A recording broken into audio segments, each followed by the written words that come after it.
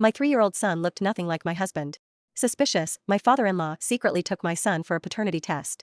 The results showed that there was no biological relationship between them. Furious and humiliated, my father-in-law erupted in anger, hurling insults at me and even threatening to kill us. My husband, just as enraged, slapped me hard across the face. "You shameless wretch. You've made me raise another man's child for 3 years." As I stared at their accusing faces, I calmly produced another report, the paternity test between my husband and his father.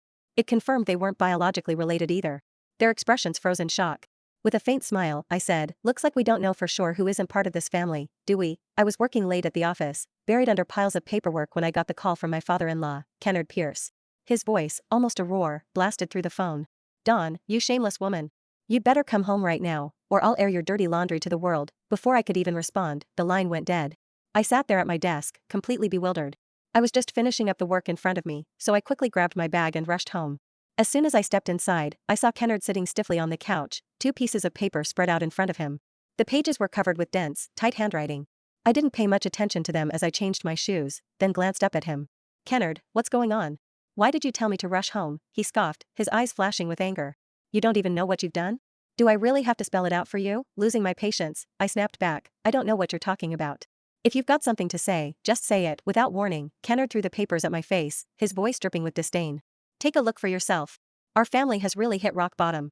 Seeing as we ended up with you as our daughter-in-law." I glanced down at the papers, and my heart skipped a beat as I saw the bold line across the top, "No biological relation between the two parties." The names at the top of the report were Kennard's and my son, Christopher Pierce's.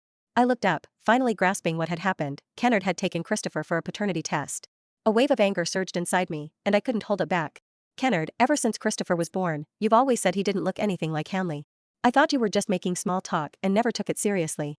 But Hanley never said a word. How could you sneak behind his back and drag Christopher into a paternity test? He's only 3 years old." Kennard wasn't listening. He was too enraged to care about anything I said. "What's wrong with me doing a paternity test? If I hadn't done that, I would never have known about your little secret. You'd better tell me right now, who is Christopher's father? We've been raising him for 3 years, and we look like fools. Hanley's too trusting, but if it weren't for me being sharp, who knows how long you would have kept this up." I took a deep breath, trying to steady my racing heart. "Kennard, I'm telling you, Christopher is Hanley's son, and he's your grandson. I didn't cheat on Hanley. This report is a mistake, and you need to look into it again." Kennard, too furious to listen, threw his cup to the floor, shattering it. He pointed a shaking finger at me. "You're still lying. I took Christopher to the hospital myself. We had our blood drawn and tested." "What, do you think I own the hospital?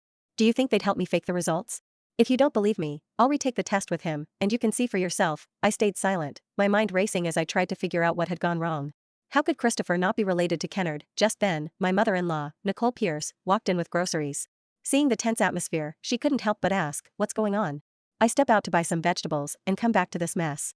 "What's all the yelling about?" Kennard, still fuming, snapped, "The daughter-in-law you handpicked for us is something else.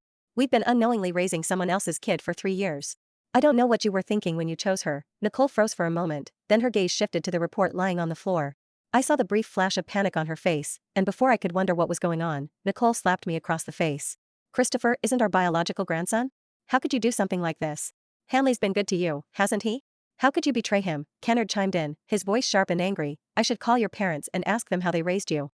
Aren't you ashamed of yourself? Doing things like this without fear of retribution?" I fought to keep my emotions in check. "I'll say this one last time, Christopher is Hanley's son, and he's your grandson. If you don't believe me, we'll wait for Hanley to come home and sort this out. Worst case, let him and Christopher take the paternity test again." Kennard didn't respond and just glared at me. Nicole, clearly agitated, snapped at me again. "You're acting so righteous after doing such disgraceful things? Even if Hanley comes back, he won't forgive you. And as for a paternity test, the truth is right here in front of you. If Christopher were really Hanley's son, how could he not be related to Kennard? Are you going to team up with the hospital to keep deceiving us?" I opened my mouth to defend myself, but then Christopher came running out of the room. "Grandpa, Grandma, Mom, what's going on? Is dinner ready?" Seeing him, Kennard seemed to lose all rationality. "Who are you calling Grandpa and Grandma? Don't you dare call us that. We don't even know who your real dad is. Get out of here." Christopher, confused by the sudden harshness, ran straight into my arms and started crying. He had no idea why the grandparents who usually adored him had suddenly turned cold. His sobs only made Kennard more irritable. He grabbed Christopher and threw him onto the sofa, then grabbed him by the neck. "Why are you crying? Have I been too kind to you? Get out. Go find your real dad. Don't you dare stay in this house." Nicole stood frozen, as though lost in thought. Seeing Christopher's face turning red, I rushed forward and yanked Kennard's hand off him, pulling Christopher behind me to shield him. Tears welled up in my eyes. "We'll wait for Hanley to come back before we sort this out. He'll know whether Christopher's really his son. Kennard finally let go, shooting me a cold look before turning and storming off to his room. I carried Christopher back to our bedroom and quickly texted Hanley Pierce, telling him everything that had happened. To my surprise, his response was brief. "I'm coming back now." Those cold words filled me with an ominous feeling I couldn't shake. By the time Hanley walked through the door, it was nearly midnight. I carefully tucked Christopher in, making sure he was asleep before quietly stepping out of the room. As soon as I saw Hanley, all my pent-up frustration and hurt came pouring out. "Do you have any idea what your dad did to Christopher today?" Before we got to sort things out, he nearly strangled Christopher and said he was going to throw us out. "Aren't you going to do something? If I hadn't been there, are you done? Can't you let me rest for a second?" I just got home. The indifference in his eyes made my heart sink. The paternity report still sat on the table, untouched, and Hanley didn't even seem interested in looking at it. It was like he had already accepted the result.